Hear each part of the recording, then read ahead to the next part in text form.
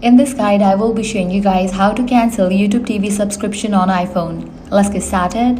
First, launch your YouTube TV. Make sure you have already logged into your account. Now click on the profile icon given at the top right. Navigate to the option Settings. Inside this, you're gonna find this option of membership. Click on that.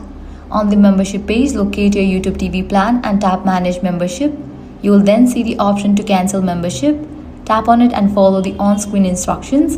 YouTube TV may ask for feedback about why you are cancelling and may also offer the option to pause your membership instead of cancelling it completely.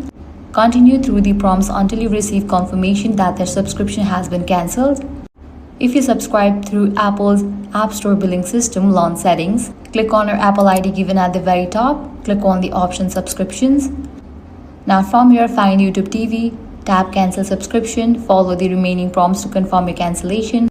Once completed, your subscription will remain active until the end of current billing period, after which you will no longer be charged. That's it. If this guide helped you out, do not forget to like, share, and subscribe.